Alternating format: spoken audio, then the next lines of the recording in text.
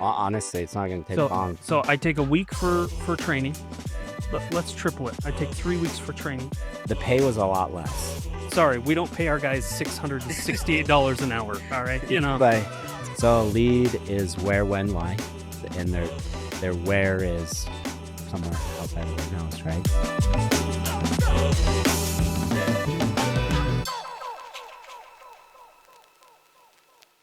Are you enjoying this challenge?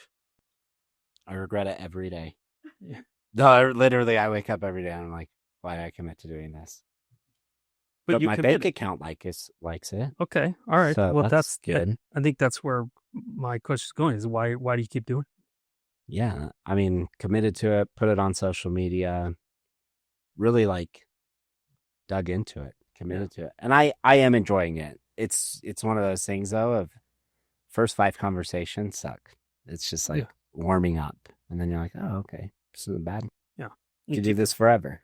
Yeah, because some days you're done in 2 hours, and some days it's taking you almost full 8 hours, right? Yeah. There's been a couple of times I've gone until 8 o'clock. 8 o'clock to get your 1,000 Yep. dials. Do you have a connection or conversation goal? What are your success metrics of doing this? Because everything on social media, you're committing to 1,000 dials a day for 100 days. Yeah. 100,000 calls. That's more than most agents will make in their entire career. Yeah. No question. So, but and their careers are short. Year and a half. Yeah, that's why a lot of agents' careers are short, right? So, well, tell me your success metrics. Like as far as what are you measuring every day to say, is this good? Is it bad? Is it So calls is the number one indicator. So it's the number one thing I have control over. Connections, leads that I've created. Define those for us.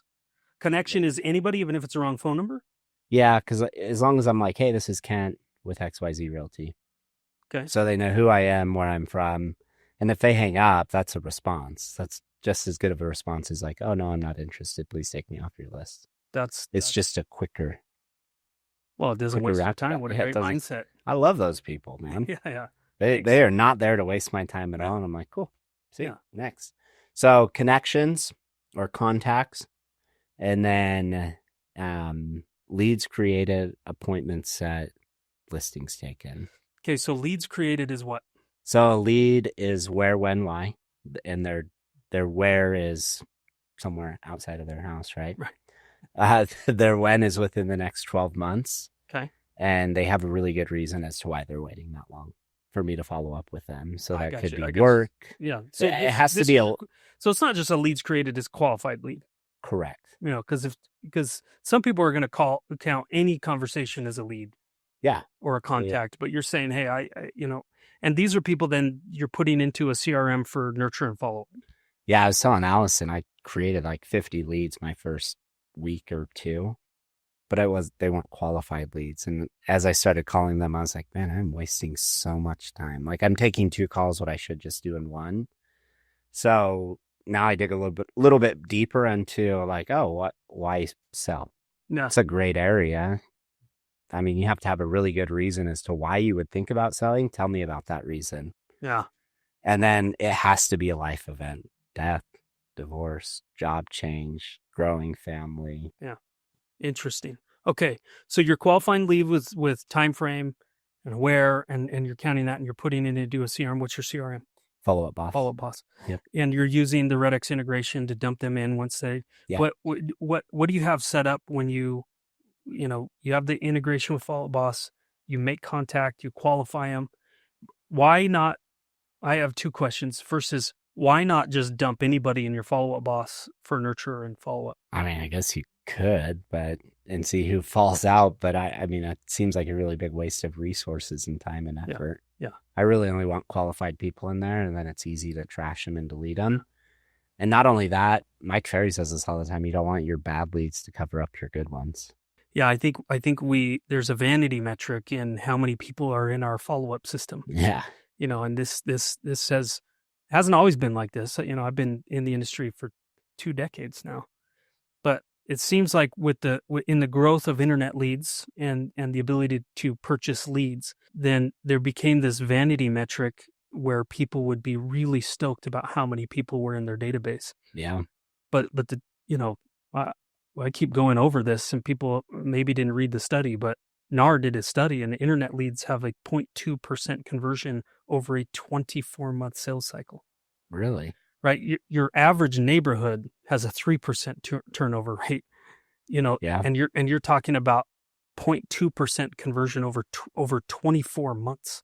Like, you're better off just going and finding random people in the neighborhood have a higher list rate than internet leads do. Yeah. Right. In 2023, I don't know what the stat is now. Well, not only that, people like you buy an internet lead. Do you think they just went to one website? They probably went to several. Right. I don't know the numbers in 2024, but it's only gone up. In 2023, over 1 billion leads were sold to real estate agents for just over 4 million transactions. Yeah. That's a lot of follow-up for unqualified people. Yep. So back to what you're saying is, when you're prospecting and you're lead generating, let's call it lead generating instead of prospecting. It really is what it is. So you're lead generating, you're trying to find out when, where, why. Yeah, those three things, you have a lead. I don't know one of those three things, I don't have a lead. You don't have a lead. One thing I was telling Allison earlier is, so you're selling the seller's motivation back to them. So if you don't know the motivation, what are you selling them? Yeah. They know 50 other real estate agents that can sell their house, but I'm the only one selling their motivation back to them. Yeah. And that's what causes people to get off the fence and move. Yeah. How many deals are you on track for this year? 52. 52. 1 week. 1 a week. Is that all? Yeah. So 52 deals. How many of those will come from your sphere of influence? Probably 15. 15. Mm-hmm. Do you have to work for those? I mean, I already did the work. That's why they're coming back. I mean, that's a great concept that I think people don't understand. Yeah. What the majority of the people in your database or your sphere of influence, where did they come from? Prospecting. Yep. So prospecting or church. Yeah. How many deals do you get that come from, like, you ever got a deal on a first phone call? Yeah. Prospecting? You really have? Tell that story. I did this week. Okay, tell me, what did that look like? Called it canceled and said, well, no, I was circle prospecting and stumbled upon it canceled. And they're like, oh, yeah, we just canceled with our agent. And I was like, really? When? Like, oh, just barely. We just signed the paperwork. I was like, cool. So you're just interviewing? They're like, yeah, I think so. We still need to sell. I was like, hey, I'll be over here in a minute. And I went over there and then was like, cool, let's just do this. This is what I do. Seems like you like me. I like you. I'm excited. I brought all the paperwork. You ready to sign? They're like, yeah, let's do it. What was the sale price? What's the list price? $550 in Provo. If you have anybody looking for a house in Provo. That's pretty awesome. Did they do a price reduction from the previous agent? Mm-hmm. $25,000. Okay. So you listed it right. So what's funny is they started at $600. Yeah. And when I was talking to them, they're like, yeah, so we had to call our agent and we were like, hey, can you drop the price? And he's like, yeah, I guess I could do that. So he dropped the price once. He's like, he didn't drop it enough. I think we should have dropped it more. So I was like, I agree.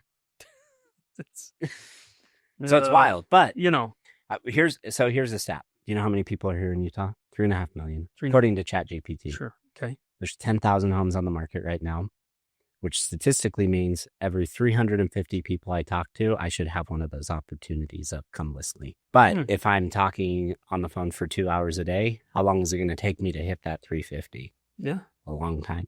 But if I'm prospecting 6-7 hours a day, I'm going to do it every week. I'm going to have a come list me every week. Yeah. Statistically. Right. So 52 transactions is your goal. Mm-hmm. You're prospecting. You're filling your CRM. Tell me why, when you chose to do business and go be an agent. I see this every single day on some of the big social media forums, groups. Where should I spend my $500? Starbucks, get your sphere of influence and go to Starbucks and have a coffee. Why don't you do that? Brokerage I'm in. Culture. Okay, so I think it's a big culture thing. Yeah. Because quite honestly, if I was, let's say I joined a big box brand, and of course working at REDX helped me realize that too, and being exposed to Mike Ferry, but the brokerage was the cherry on top of. There's a team, they are so consistent. I wish I was this consistent.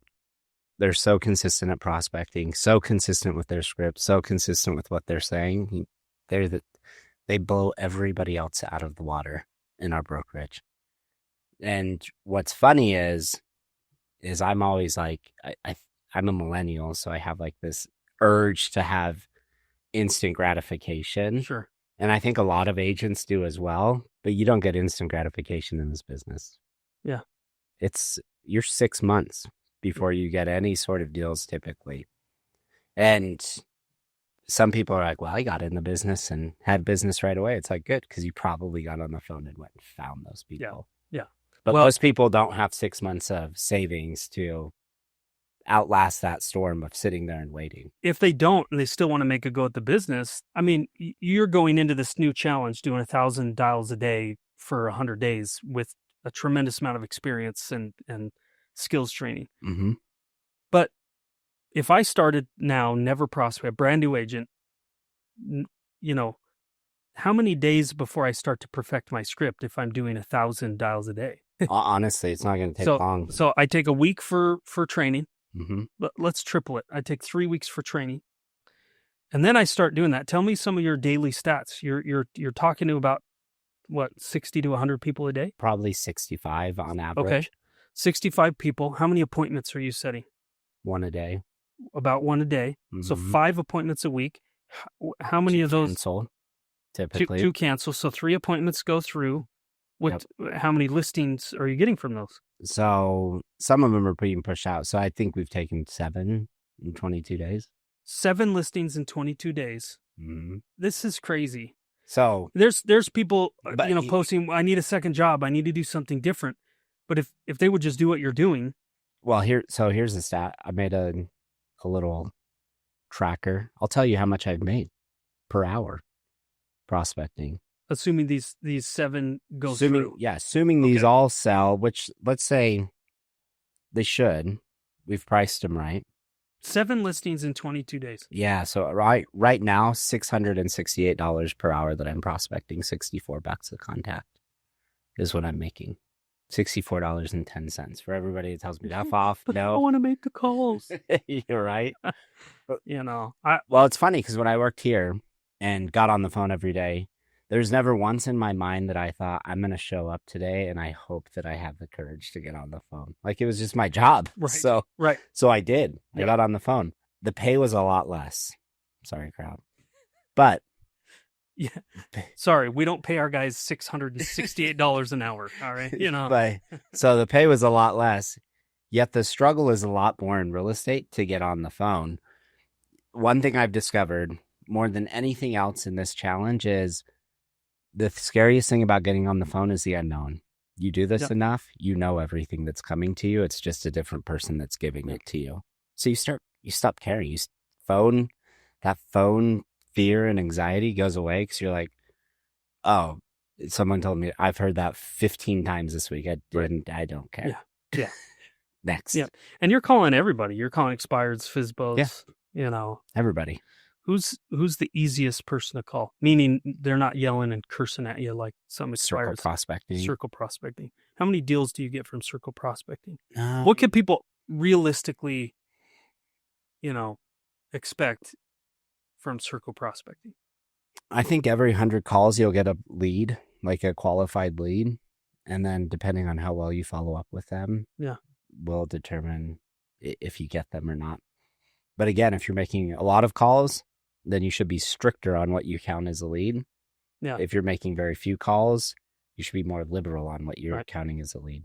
Let me shift gears a little bit. I want to talk about CRMs because, as you know, we've just launched like 10 integrations into different CRMs, and super excited about that. Yeah, I think nurture and the follow up is where all your money's made. And it used to be, 15, even 20 years ago, it was like just blow through your leads and find the appointments and throw everything else away.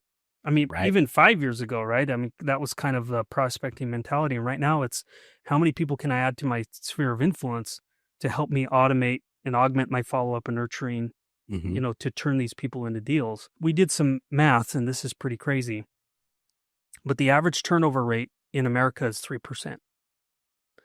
3% of the people are going to move, list their home and move, right?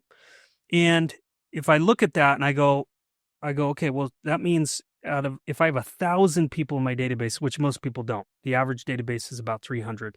Well, let's say I have 1,000 because that makes math easier. 1,000 people, there's 30 listings from those people this year, because that's just your turnover rate. If it's higher, it means you live in an area that has higher turnover rate. But on average, it's about 30 listings. But if you make contact, like in the 22 days you've been making 1,000 calls a day, how many expired listings, expired canceled, have you put into your CRM as qualified leads? Several, probably 13 or 14. 13 or 14? Yeah. And what about FSBOs? Not many. There's not a lot of for sub owners. There's not a lot. Okay. So maybe 1 or 2. Okay. Maybe. Okay. So if you're saying I'm going to say 10 because, again, the math is easier. But you're saying 14, right? 13 or 14. Expired listings, you made good contact, qualify them as a lead, when, where, why. You put them in your CRM. Do you know that they list at 43%? 43%. Yeah. So there's 5 listing opportunities from those, 13, 14 versus the 30 listing opportunities from the 1,000 people that you have in, like, your everyday people in your database. That goes down if you have internet leads filling up your database, because they convert at a 0.2% conversion over 24 months.